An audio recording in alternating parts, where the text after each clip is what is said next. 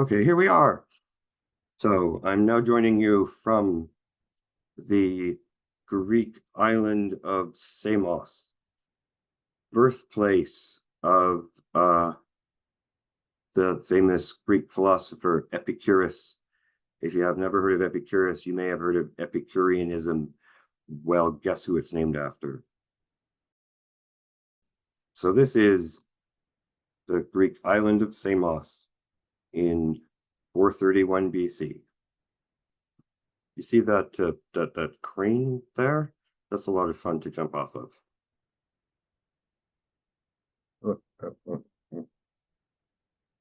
Mia,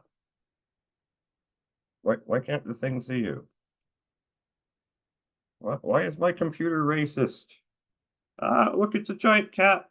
The island of Samos is being invaded by a giant cat. Who wants to learn how to reason about social issues?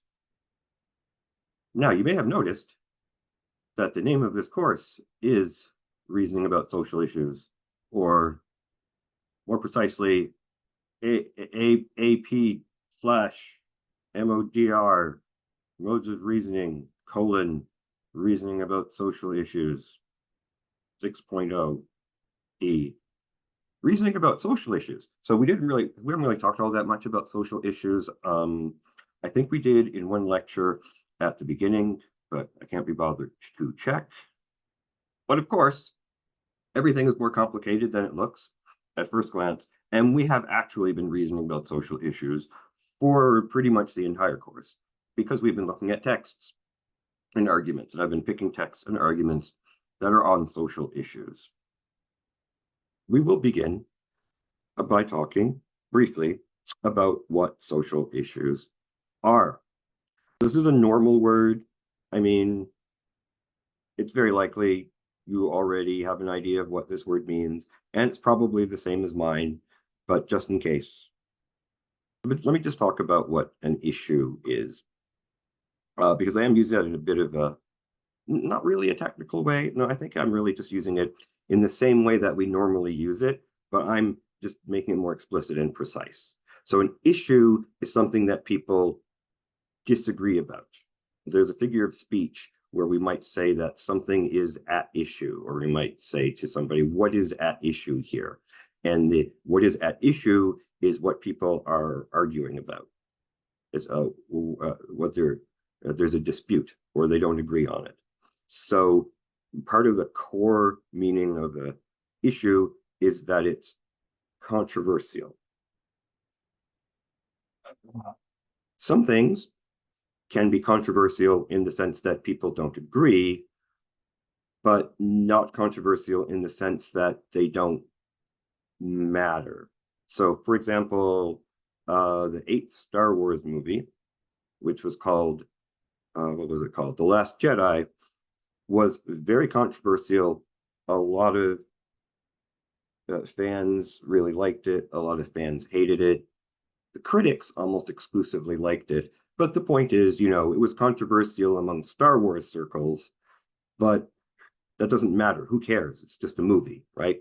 So controversial in the sense that people disagree, but also controversial in the sense that it maybe kind of matters. And that brings us to the social part of the social issue, where, as you can see on the screen, it concerns society as a whole, or some sizable fraction of it. If it's just a problem for you, if it's just an issue in your own life that you have to decide, that's not a social issue. And it is, this part about it being social is actually very important for how we approach it, because we live in a pluralistic society. So if you're not familiar with that term, it's like a multicultural society. It means that we have a great variety of people from different cultural backgrounds. And even many of the people from the same cultural background are quite diverse. And so social issues are often often concerned with issues of social policy. So, for instance, we have some philosophy courses that talk about social issues.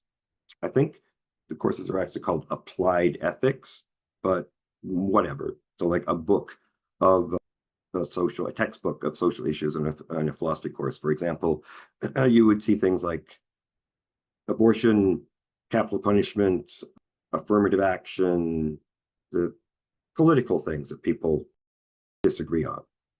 So the concept of social issues is definitely linked with the concept of politics. If you're arguing politics with someone, you're probably not arguing political theory, you're probably arguing over social issues. Often, social issues will be matters of policy. This is a word I mentioned earlier. So one of them is, should Canada decriminalize prostitution or something close to that? Well, this is a policy issue, very directly so, because it is talking about making something legal, right? So legislation, things that involve legislation, is kind of what I'm referring to, policy, and a lot of the social issues that we typically talk about do have to do with legislation, but they also have to do with individual people, with the way individual people act and behave. We're all encouraged to have positions on issues that we don't really have much control over, like should abortion be legal? Or to take that same thought and frame it in a totally different way. Should abortion rights be protected? Do you notice how that is kind of the same question, but it's framed in a really different way? So one of them talks about rights, and another one just talks about, a thing. Should abortion be legal? Should smoking pot be legal? So we live in a democracy, at least so far, fingers crossed. And so we at least theoretically have a say in policy because we have elected representatives who are supposed to do what we say. Although obviously each representative has a bunch of different people to represent. But we can have letter writing campaigns. You can call your MP and all of that. So we have ways of exerting our will in a democracy with matters of policy. But even apart from that, people are encouraged to have opinions about things. Take vegetarianism, for example. I don't know if I'm probably a little out of touch here because I don't think that there are a lot of people who call themselves vegetarians anymore. I think most people who could be called vegetarian are vegan. I'm probably just going to keep using the word vegetarian though because I'm used to it. Nobody's talking about making it illegal to eat murdered animals, but nevertheless, so it's not a policy thing, but nevertheless, it is an issue. People argue about it, people care about it. Some people are very passionate that we shouldn't be eating murdered animals. My point is, vegetarianism isn't so much an issue of policy, but it is an issue of persuading people. Because the more people you win over to your side, the more likely there will be a social change that is not a policy change. So consider when I was your age, homophobia was the norm. People didn't have any problem saying bigoted things about gay people, especially where I grew up, which was Newfoundland. That's why I have no social skills, by the way, because I'm from Newfoundland. You think I'm joking, but I'm not. And boy, has that changed. Like, do you know what I mean? Used to be normal to be homophobic, used to be normal for gay people to not be accepted at all. But probably for the whole time that you've been alive, gay people have been accepted, and not just like accepted. I think it's come to be considered normal. There was a period when it was accepted, but not necessarily normalized. But now you can be gay and you're still like everybody else. As far as you know, I could be gay. I haven't made up my mind yet. So that's a huge change, right? that is a very big change. I lived through it. Speaking as somebody who lived through it, huge change. And it happened so much faster than anyone expected. And that happened partly because of legislation, but the legislation was mainly just making gay marriage legal. The change in attitude was not a legislative change. It was just the way people thought changed, and it was a really big deal. And that's also a social issue that doesn't have anything to do, or doesn't necessarily have anything to do with policy or legislation. So people argued passionately about things, and there were, of course, a lot of other effects that didn't necessarily have to do with argument, like representation, of course. And people changed. So, like, society changes when it comes to politics and social issues in ways that don't necessarily have anything to do with social policy in the sense of whether or not something is legal. So social issues can be policy things like decriminalizing something or instituting universal basic income, but they can also be things that don't have to do with laws and policy, and those can be just as important. Bringing it back to vegetarianism, I think that in the future, assuming we don't destroy our civilization with global warming, I think that everybody will be vegetarian. And I think that they will look back on us the way we today think of slavery. We no longer enslave animals for food purposes. As in, they will think, how could people have done that? That was so obviously wrong. I don't understand how people could have done that, right? That is how we feel about slavery. It's very difficult for us to imagine ordinary people like participating in an institution that's so brutal and so obviously wrong. But torturing animals is also obviously wrong. So I think that there was a huge change with respect to, I'll say, queerness.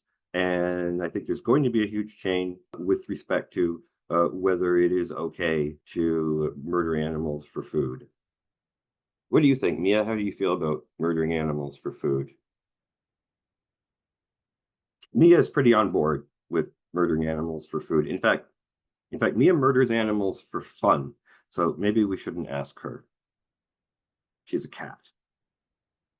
Right. So now you know what a social issue is. How exciting. So a social issue is often expressed in the form of a question. Should we legalize marijuana? I mean, we already did that, but it was a social issue and it was a question. It can also be expressed in terms of a position on a topic. I say here that a social issue is more specific than a topic. So, gay marriage, like that's a topic. But it needs to be, you got to put in a little bit more detail. I want to call it a social issue, at least the way we're using the word in this course. So a social issue needs to be expressed as either a question or a statement. So Canada should decriminalize prostitution. That's a statement. Or should Canada institute universal basic income, whatever that means? That's a question. Okay. And if you do put it in the form of a question, then an answer to the question is a position on the issue. Okay. So a position is like something that you would argue for, a position is like a belief, but it's specifically a kind of belief that you would argue for, that you could persuade other people. So what makes a social issue different from, which is your favorite Star Wars movie, is that we live in a pluralistic society. So there's a lot of people from different backgrounds, and people don't necessarily share your assumptions. And so social issues have to consider people who don't necessarily agree with you, which is why we need to make arguments. But there's a thing that we say in critical thinking talk, which is like, any rational person So your arguments ought to be compelling to any rational person who has roughly the same background knowledge as you. TLDR, your arguments should be persuasive to people who don't necessarily share your assumptions, but you can narrow it down to, let's say, people who share your culture. But by culture, I mean like the big culture, like Canada. Your hypothetical reader is someone who's capable of being persuaded, as many people are. Which brings us to the next slide. Why do we disagree about social issues? Why is it worth talking about this? Well, I want to prevent a possible problem, misunderstanding, which is that I think a lot of us tend to regard many of these things as matters of opinion. And there I'm using matters of opinion in the sense of something that can't really be argued. You know, it's just the way you feel about it or the way you were raised or something like that. So I'm going to be advocating for a different perspective. I'm going to be advocating for a perspective that, yes, there may be a plurality of views on any given issue, but those views are not necessarily equal. Many people believe the things that they do because they're misinformed. I mean, I heard a statistic yesterday that 70% of Republican voters in the US think that the 2020 election was stolen. It wasn't. It just was. That's just a fact. That's just a straightforward fact. So they're just wrong, right? And you can say that it's a matter of opinion, but not really. Are you a cat person or a dog person? I should have said that differently. Do you like cats more or dogs? That's a matter of opinion. And you can argue. You can even argue about whether cats are better pets than dogs, and you could even have fun arguing about that. But neither of you on the cat dog thing is actually wrong. But the 2020 election wasn't stolen. It's demonstrably not stolen. And a lot of the time, people believe the things that they believe because they simply have been given the wrong information, or they're confused, or they've been deliberately lied to. Happily, we don't live in the United States, where there is a very large amount of money being spent to convince people of things that are not true. But we can easily and totally innocently fall into, fall to misinformation, fall into misunderstandings. Things are complicated, and you can't be blamed for not knowing something that you haven't been told. So why do we disagree about social issues? Well, the first and most obvious one is that people have different values. So the topic of whether it's okay to be gay, that dispute was usually framed in terms of values, and people would say something like, well, it conflicts with my values. And that is going to be a perspective I'm going to try to deconstruct later on today when in the pre-recorded part. The facts are not always clear. I already talked about that. Multiple factors are involved on both sides of an issue. Okay, so that's worth spending a minute or two, which is coincidentally as much time as we have left, on unpacking. I used to think, or at least I used to say in classes, that in my experience, there was one single factor that was sort of like a barrier to people in reasoning about social issues.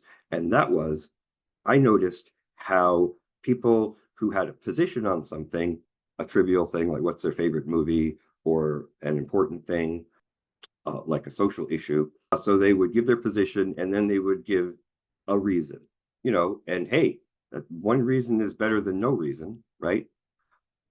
But social issues are great big complicated things. Societies are big. There's lots of people there. There are going to be lots of different factors to consider. I guess the easiest way to frame this is in terms of the abortion debate. Somebody could say, I'm against abortion because abortion involves taking a human life. A person has a right to life, but they don't have a right to somebody else's body. Like I'm a person, or so I'm told, and I have all the rights, but I don't have the right to live inside of somebody's belly for 9 months.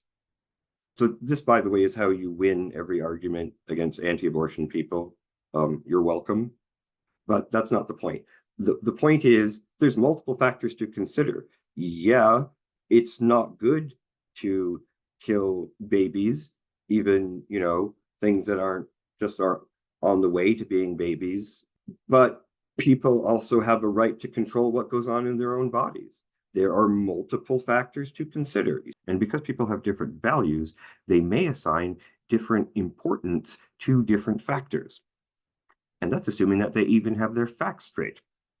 Misinformation is definitely a thing. And when I say misinformation, in the internet age, we often reserve the term misinformation for deliberate misinformation. That is, people deliberately spreading lies for various nefarious purposes. It doesn't take much for these lies to gain traction, and then they get spread even more by people who just don't know better. This brings us to the next point, which is confirmation bias. If you're not familiar with this term, confirmation bias is the tendency for us to accept as true things that are consistent with what we already believe while being more skeptical about things that are not consistent with what we already believe. We may discount or even forget information that challenges our beliefs. People don't like having their beliefs challenged. This is partly because we invest our identity in our politics, and also partly because it just feels good to be right.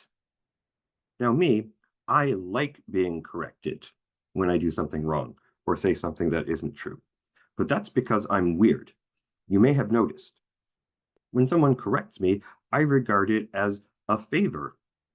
Now I know something that I didn't know before, or I know better than to keep making the same mistake that I was making before. However, it's more common for people to regard changing their mind as having lost some sort of contest, like it somehow diminishes them to demonstrate that they have an open mind. I remember a couple of years ago, I had a Facebook conversation with a childhood friend that I hadn't spoken to in many years. If I remember correctly, he was upset about President Biden's withdrawal of American troops from, I'm going to say, Afghanistan.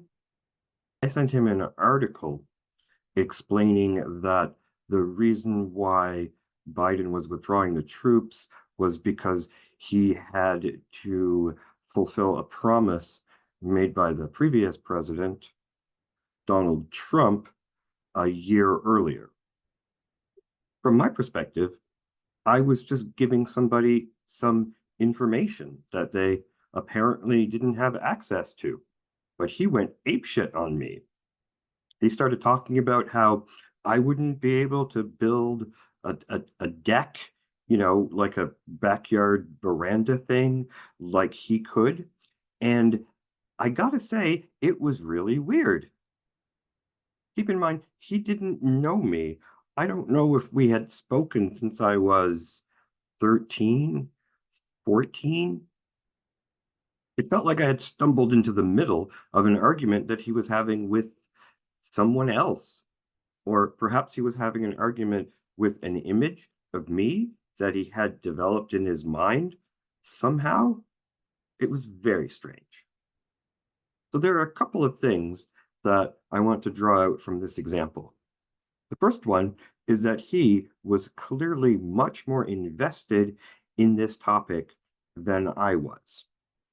It seemed to be tied up with a whole system of beliefs that I could only guess at. Because, like I said, this is the first conversation I was having with this man since I was a child. It seems like he interpreted a challenge to any one of his beliefs as a challenge to this entire system of beliefs. And the fact that he was so oppositional made me think that he was seeing the conversation as a clash of two different sides. Like he and I were on opposite sides. And perhaps that's why he was projecting onto me certain assumptions, like I didn't know how to do carpentry.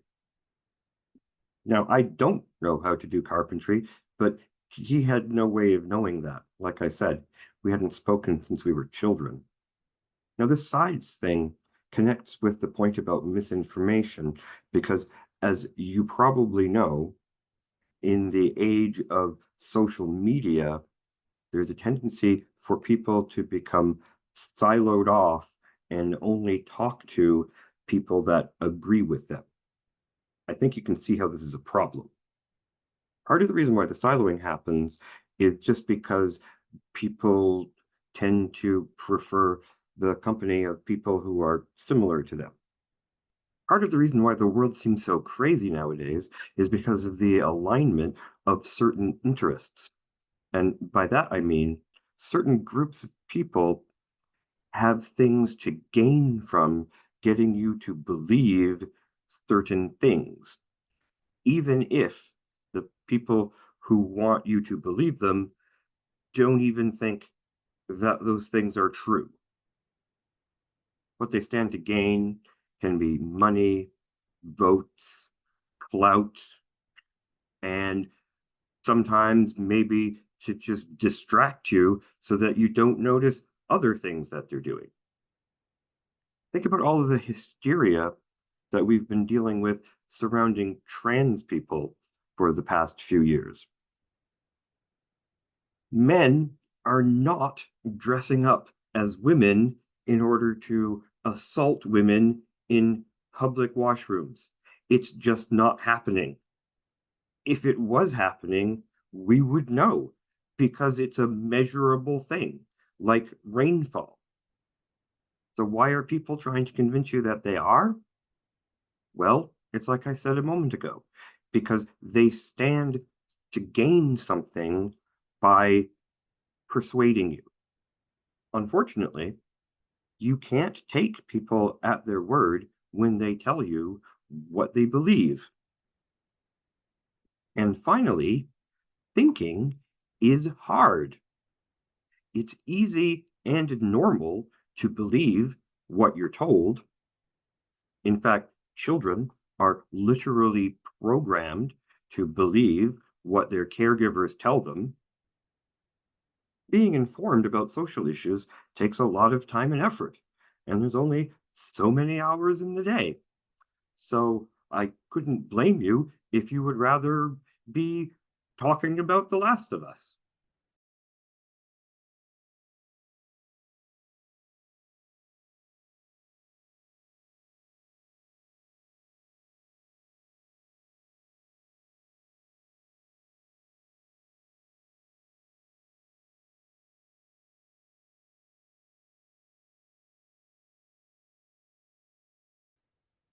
Um, but apart from maybe one lecture at the beginning of, yes, yeah, I am being attacked by a black tentacle, but I am a trooper and I'm going to ignore it, despite the fact that I'm being flogged in the chest.